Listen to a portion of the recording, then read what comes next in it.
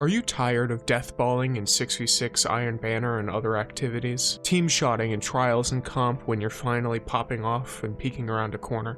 Warlocks hiding in rifts and Titans hiding behind barricades? And constant healing and overshield? Well, have I got the build for you. Starting immediately off with the subclass, we're going to be going with Stormcaller Warlock and using the Chaos Reach super.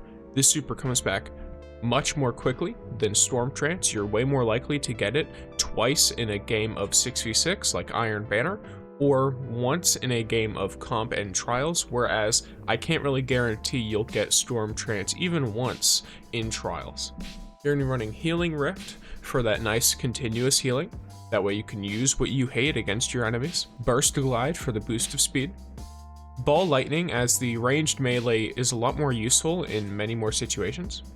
Flashbang Grenade, because it has the shortest cooldown and can blind and damage nearby targets to it, which are both very useful aspects. And for your aspects, Lightning Surge, while sliding, activate your charged melee ability to blink forward, calling down lightning strikes that jolt targets as you rematerialize. And Arc Soul, cast your rift to create an Arc Soul that fires at targets in front of you.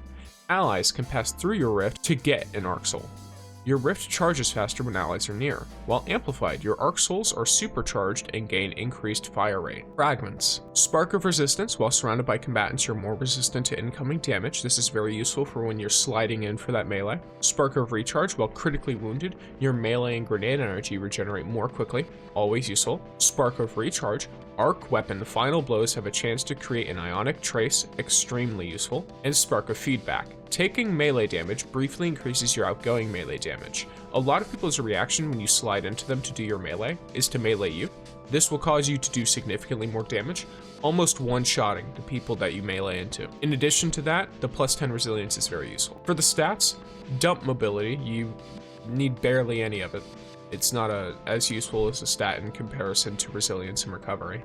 I'm going with 9 resilience, that way I can survive most things and have a pretty decent amount of anti-flinch, because I do plan to use a lot of automatic weapons on this build, and 100 recovery to get maximum rift uptime. For my secondary stats, I 100% recommend juicing your grenade as much as you can, as this entire build centers around the use of your grenade and then the use of your rift in order to extend the cooldown on your Arc Souls. Intellect and strength are kind of irrelevant. You can build them out however you want once your discipline is high enough. For your exotic armor, you're going with Getaway Artist. Dynamic Duo.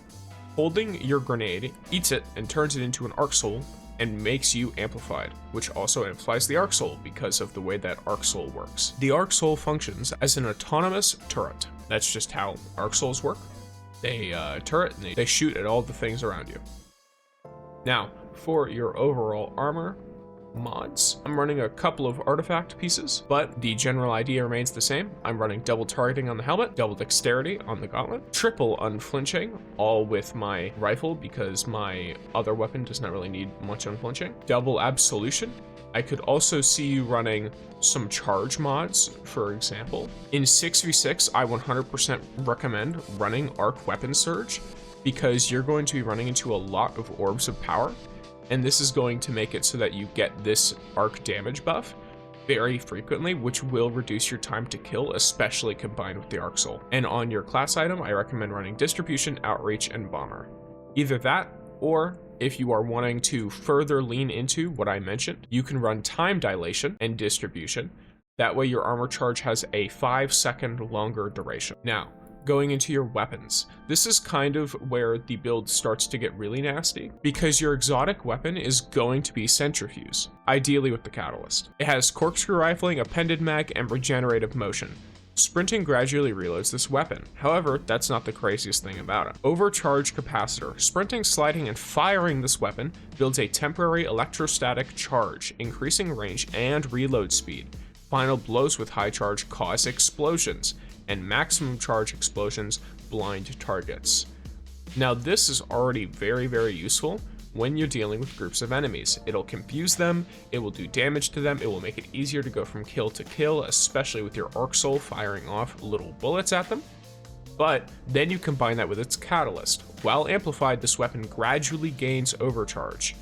If we're able to be smart about how we use our grenade, and how we use all of our abilities in tandem to keep our Arc Soul constantly alive, we can keep ourselves amplified extremely frequently.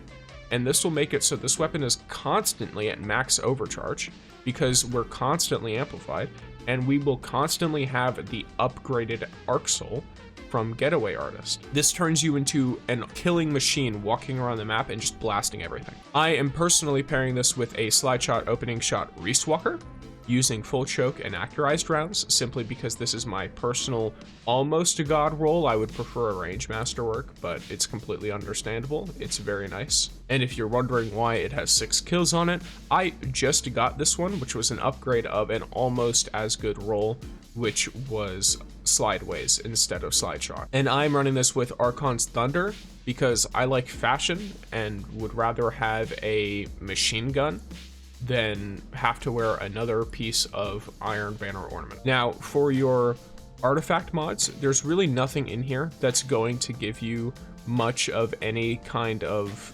boost, so don't really worry about it. And I hope you guys have enjoyed the build, at least up to this point. I'm going to have a bit more gameplay in there because I got a lot of good gameplay with this build, and I hope you guys enjoy. Thank you for watching. Like, comment, subscribe. Peace.